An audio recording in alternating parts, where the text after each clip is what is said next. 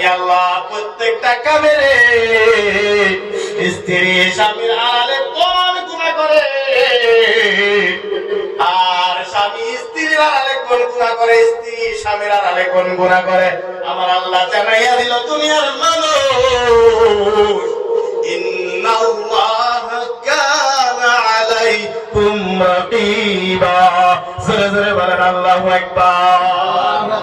আল্লাহ রাব্বুল আলামিন বলেন, নিশ্চয় পুরুষ এবং মহিলা তোমরা কোন কাজের মধ্যে ব্যস্ত থাকো, কোথার মধ্যে ব্যস্ত থাকো, স্বামী স্ত্রীর হক আদায় করে কিনা, স্ত্রী স্বামীর হক আদায় করে কিনা, আমি আল্লাহ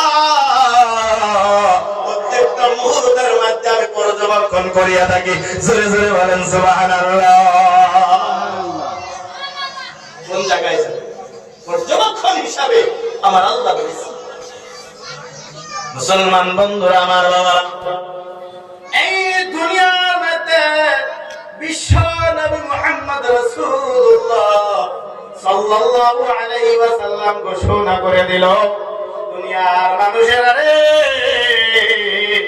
আমার উম্মতেরা, কেউ যদি দুনিয়ার মধ্যে তিনটা হক যদি পালন করে, অবশ্যই আমার আল্লাহ তার জন্য জান্নাত ওয়াজিব করিয়া দিবে। কোন সুবহানাল্লাহ।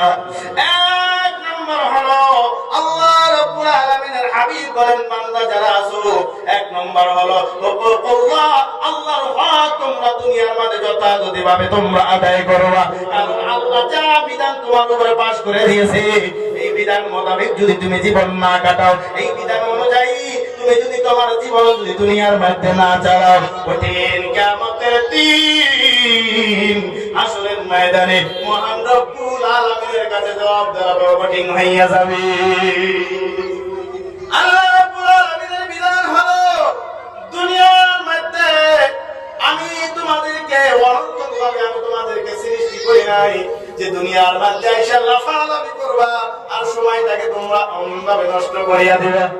আমার আল্লাহ বলেন, বান্দারে, দুনিয়ার মধ্যে যতগুলো মখলুক আছে, 18,000 মখলুকাত আছে, 18,000 মখলুকাতের মধ্যে আমি আল্লাহ রাব্বুল আলামিন একমাত্র মানব জাতির জন্য আমি আল্লাহ বিধান পাশ করে দিয়েছি, লাকাদ খালাকনাল ইনসানা ফি আহসানি তাকওয়িম। আল্লাহ রাব্বুল আলামিন বলেন, দুনিয়ার মানুষ, আমি পাহাড়কেও সুন্দর বলি নাই, আমি আসমানকেও সুন্দর বলি নাই, আমি জমিনকেও সুন্দর বলি নাই, আমি পশু পাখিকেও আমি আল্লাহ সুন্দর বলি নাই, দুনিয়ার মধ্যে যতগুলো তরুণাত আছে আমি তারে সুন্দর বলি নাই, আমি কারো সুন্দর বলি নাই রে, আমি আল্লাহ একমাত্র বলেছি, লাকাদ খালাকনাল ইনসানা ফি আহসানি তাকওয়িম। মানব জাতিকে আল্লাহ রব্বুল আলামিন কত সুন্দর করে দুনিয়ার মধ্যে বানাইছে, এই মানব জাতি যদি রে দুনিয়ার মধ্যে আল্লাহ রব্বুল আলামিনের বিধান অনুযায়ী না চলে, বলুন বাবা, আমার আল্লাহ আপনার উপরে সন্তুষ্ট থাকবে না, বেজার হইয়া যাবে। কি হবে? বেজার হবে। বলেন যে প্রভু আপনার দুনিয়ার এক মায়ের মতো না।